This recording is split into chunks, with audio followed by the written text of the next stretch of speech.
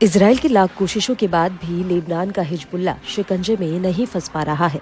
पहले हवाई ऑपरेशन और अब जमीनी ऑपरेशन के बावजूद हिजबुल्ला के तेवर पहले की तरह बरकरार हैं। अपने शीर्ष नेताओं के मारे जाने के बाद भी हिजबुल्ला लड़ाके बेतहाशा इजराइल पर हमलावर हैं। अपने एडवांस हथियारों के दम पर हिजबुल्ला इजराइल को कड़ी टक्कर दे रहा है। हिजबुल्ला के घातक ड्रोन और मिसाइल रॉकेटों ने इजराइल के सबसे सुरक्षित माने जाने वाले एयर डिफेंस सिस्टम की भी काट निकाल ली है। एक बार फिर लेबनान के प्रतिरोध ने इजरायली बलों की साख पर सवालिया निशान उठाए। समूह ने बताया कि लड़ाकों ने दक्षिणी लेबनान के एक फ्लैश पॉइंट शहर में हमलावर इजरायली सैनिकों पर 7 हमले किए। हिजबुल्ला ने अपने हमलों की जानकारी देते हुए बताया कि उसने नबातीह प्रांत के एक बड़े शहर खियम के पास इजरायली बलों पर हमले किए। हमलों से पहले लेबनान की नेशनल न्यूज एजेंसी ने बताया था कि इजरायली सेना शहर में घुसपैठ के दौरान घरों और आवासीय इमारतों को उड़ा रही है।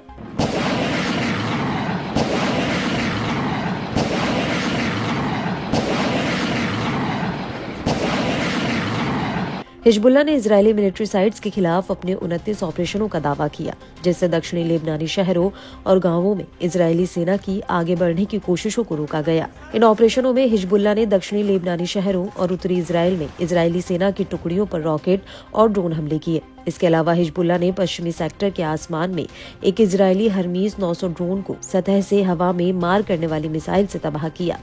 लड़ाकों ने अभियान की शुरुआत एक तरफा ड्रोन के हमले से की। इसमें कब्जे वाले हाइफा के उत्तर में हाइफा नौसैनिक अड्डे को निशाना बनाया गया, जहां मिसाइल नौकाएं और पनडुब्बियां हैं, जो लेबनान फिलिस्तीनी बॉर्डर से 35 किलोमीटर दूर है। लड़ाकों ने खियाम शहर के पूर्व में इजरायली सेना के एक समूह को निशाना बनाकर रॉकेटों से हमला किया।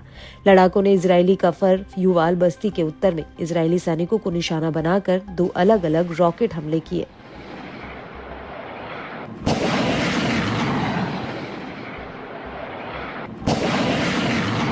लड़ाकू विमानों ने पहली बार लेबनान फिलिस्तीनी सीमा से 150 किलोमीटर दूर हदजोर एयरबेस को निशाना बनाया, जहां टोही और लड़ाकू स्क्वाड्रनों वाला एक प्रमुख वायु विंग तैनात बताया जाता है।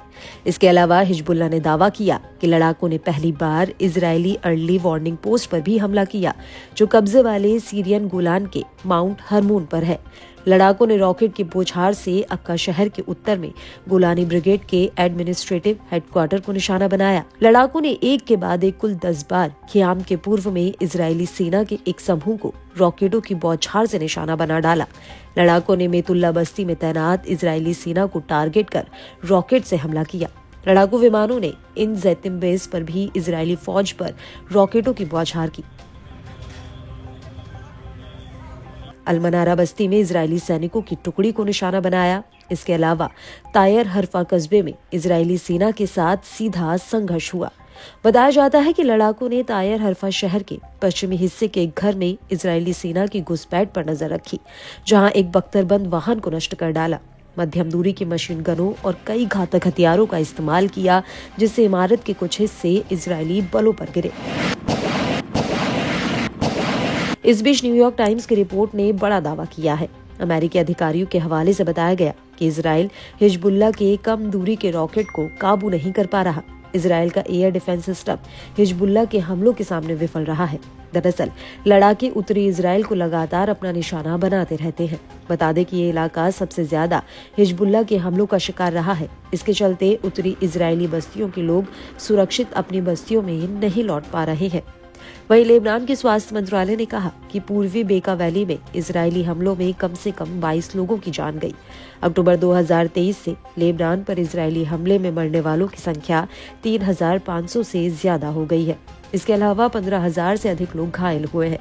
इनमें से अधिकतर पिछले महीने तेज हुए हवाई और जमीनी हमलों के दौरान अपनी जान गंवा चुके हैं।